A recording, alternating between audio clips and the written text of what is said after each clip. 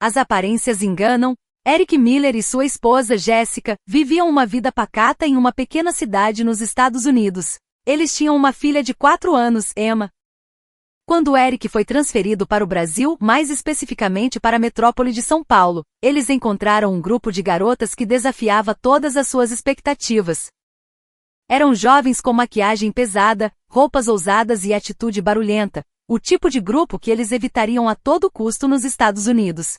Mas esse encontro mudaria para sempre a vida da família Miller e a voz de sua pequena filha. O que realmente aconteceu sob o céu tropical do Hemisfério Sul?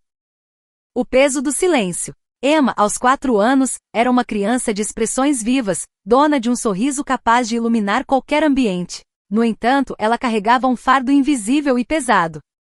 Aos 8 meses de idade, após uma febre altíssima que quase lhe tirou a vida, os médicos deram o diagnóstico devastador: afasia de Broca. Era uma condição cruel. Emma compreendia perfeitamente tudo o que lhe diziam. Ela ouvia o amor nas vozes dos pais, entendia as piadas dos desenhos animados e sentia a frustração do mundo ao seu redor. Mas quando tentava falar, as palavras ficavam presas. Sua mente formava as frases, mas sua boca se recusava a cooperar. Emitir um som claro era uma batalha hercúlea.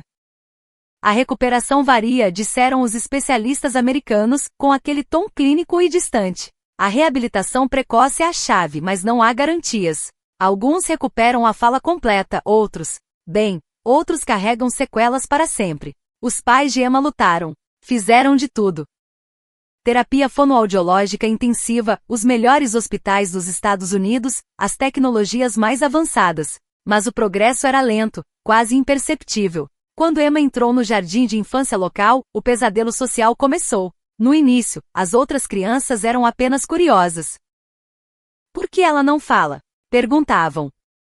Mas a curiosidade infantil sem filtro logo se transformou em crueldade. Emma passou a ser chamada de a garota muda, a esquisita. Ela entendia cada insulto. Cada risada abafada era uma facada em seu pequeno coração. Ela sabia que era diferente, e isso doía mais do que a própria doença. A escola, apesar dos esforços dos professores, tornou-se um campo de batalha solitário. Emma foi excluída das brincadeiras, deixada de lado nos intervalos. Em casa, o silêncio dela se aprofundou. Ela parou de tentar emitir os poucos sons que conseguia. Tornou-se introspectiva, uma sombra da menina sorridente que fora. Para Jessica e Eric, assistir ao declínio emocional da filha era uma tortura diária. Eles se sentiam impotentes. O destino tropical. Foi nesse cenário de desespero que a bomba caiu. A empresa de Ted Eric anunciou uma reestruturação global. Você está sendo transferido, disse o chefe, para a sede latino-americana. Em São Paulo, Brasil, o coração de Jessica parou. Brasil? Ela exclamou em pânico naquela noite. Eric, é um país com uma língua que não falamos, uma cultura totalmente diferente. Se a Emma já sofre aqui no nosso próprio idioma, imagine lá. Vai ser o fim para ela. A resistência de Jessica foi feroz. Ela tinha medo do desconhecido. Mas Eric, com um olhar cansado, mas esperançoso, segurou as mãos da esposa. Jace, olhe para ela. O ambiente aqui está sufocando a nossa filha. Talvez, apenas talvez, uma mudança radical seja o que ela precisa. O Brasil é conhecido pelo calor humano, não é? Se não formos, tenho medo de que o sorriso da Emma nunca mais volte. Depois de muitas noites em claro, Jessica cedeu. Mas sua ansiedade só aumentou quando começaram a pesquisar sobre o novo destino. Certa noite, assistindo a um documentário sobre a cultura jovem de São Paulo, a tela foi preenchida por imagens vibrantes, quase agressivas aos olhos conservadores do casal. Eram jovens dançando funk em festas de rua, maquiagens neon, cabelos coloridos, roupas curtas e extravagantes, música alta batendo no ritmo do tunts-tunts. Eric, olha isso! Jessica sussurrou horrorizada. Eu tinha a imagem de que os brasileiros eram amigáveis, mas... essas garotas parecem tão barulhentas, tão instáveis. É tudo tão caótico. Se formos para São Paulo e a Emma for cercada por pessoas assim, ela vai ficar aterrorizada. Eric concordou, sentindo um frio na espinha. É verdade. É muito diferente do que imaginávamos. Mas não temos escolha. Com o coração apertado, carregando suas malas e seus medos, a família Miller embarcou no voo rumo ao desconhecido. A selva de pedra. Após horas intermináveis de voo, o avião pousou no Aeroporto Internacional de Guarulhos. Ao saírem do terminal, a primeira coisa que os atingiu foi o calor úmido e o som distante, mas constante, de uma cidade que nunca dorme. Jéssica esperava o caos imediato que vira na TV, mas foi surpreendida pela modernidade e organização do aeroporto. Uau! Eric comentou, olhando para a limpeza e a estrutura. Não é exatamente a bagunça que o documentário mostrou, né? Eles pegaram um táxi executivo rumo à nova casa. Pela janela, a paisagem se transformava. A rodovia larga dava lugar a um mar interminável de arranha-céus. São Paulo se erguia imponente, uma selva de concreto, vidro e luzes. O trânsito era intenso, um fluxo de carros, motos costurando entre as faixas e ônibus lotados, mas havia uma energia pulsante no ar. O novo apartamento ficava em um condomínio de luxo no bairro do Itaim Bibi. Era um prédio altíssimo, com segurança reforçada e uma vista que dava vertigem. Comparado à casa pacata no subúrbio americano, aquilo parecia outro planeta. No dia da mudança, o apartamento estava tomado por caixas de papelão. O cheiro de limpeza misturado com o aroma de café que vinha do corredor criava uma atmosfera nova. Emma, quietinha, observava a vista da janela, fascinada com a imensidão da cidade. Mas o perigo mora na distração. Enquanto Eric e Jéssica discutiam onde colocar o sofá na sala, a porta ficou entreaberta. Emma, atraída por algum barulho no corredor, saiu. Minutos depois, o silêncio no apartamento foi notado. Emma, Jéssica chamou. Sem resposta. Emma, o grito de Eric foi mais alto. O pânico foi instantâneo. Eles correram para o corredor, o coração batendo na garganta. Olharam para um lado, para o outro. Nada. Jéssica sentiu as pernas tremerem. E se ela entrou no elevador? E se saiu do prédio? Foi no final do longo corredor, perto do hall dos elevadores, que eles a encontraram. Emma estava encolhida, chorando baixinho, incapaz de pedir ajuda. Mas ela não estava sozinha. Uma família estava agachada ao lado dela. Um homem, uma mulher e uma menina pequena. Eles pareciam preocupados, falando suavemente. Eric correu até eles. Emma, graças a Deus. O homem levantou-se e sorriu de forma tranquilizadora. Vocês são os pais? Ela estava chorando aqui sozinha. Tentamos perguntar o nome, mas ela não respondia.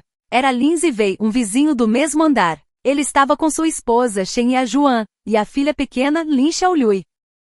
A família Lin, imigrantes taiwaneses que viviam em São Paulo há algum tempo, exalava uma calma que contrastava com a ansiedade dos americanos. Sua filha, ela tem dificuldade para falar? Perguntou Zivei em um inglês com sotaque suave, mas claro. Jéssica, abraçando Emma com força, assentiu com lágrimas nos olhos.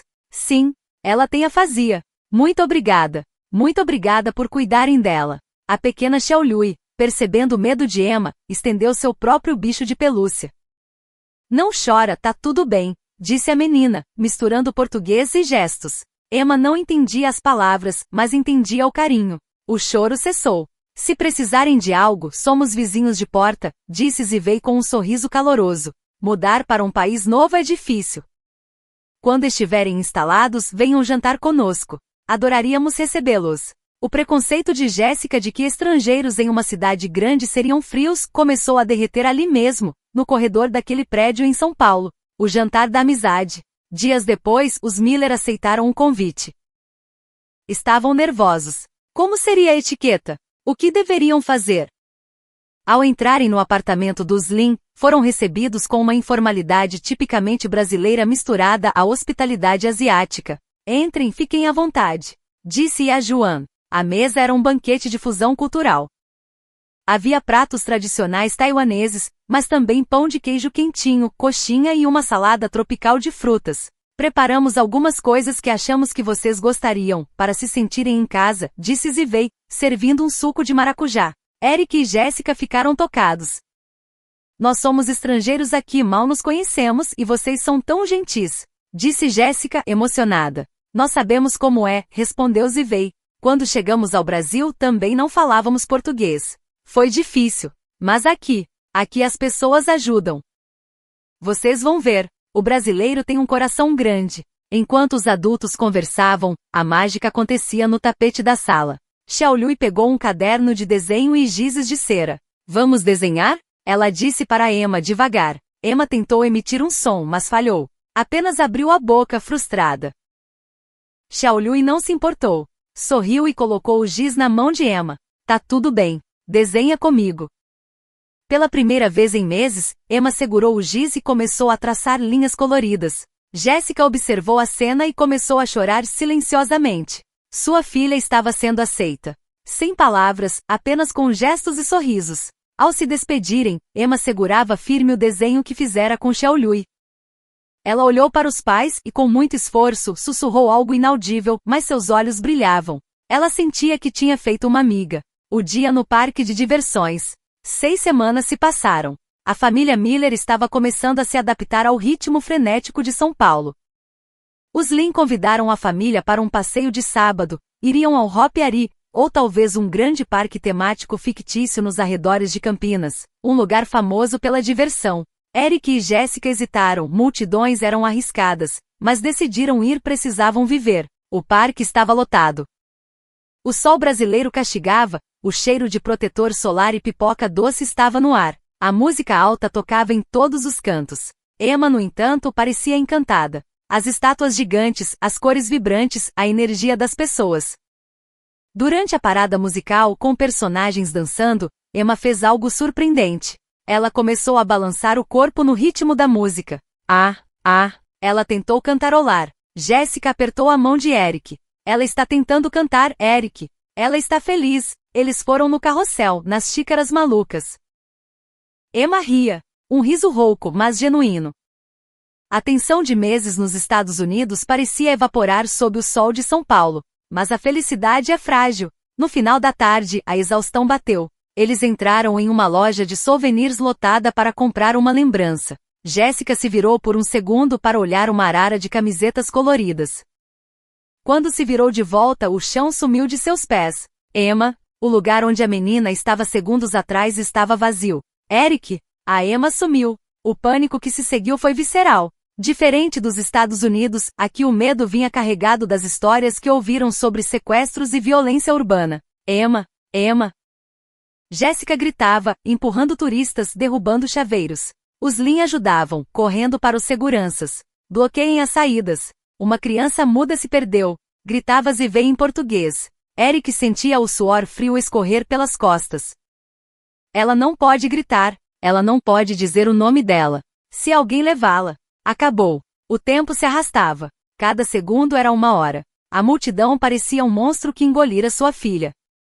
O encontro com as funqueiras. Longe dali, perto de uma praça de alimentação barulhenta onde jovens se reuniam, uma menina pequena estava agachada no chão, soluçando sem som. As lágrimas corriam, mas ela não conseguia gritar mãe. Foi então que um grupo parou. Eram 5 garotas. Adolescentes, estudantes do ensino médio em uma excursão escolar vinda da zona leste de São Paulo. Eram exatamente o tipo de garotas que Jéssica vira no documentário e temera. A líder Van Chinen, uma brasileira descendente de asiáticos, perfeitamente integrada à cultura local, usava um top curto, shorts jeans, tênis de plataforma e uma maquiagem impecável com delineado gatinho grosso. Suas amigas tinham cabelos com mechas azuis e rosas, piercings e mascaram chiclete.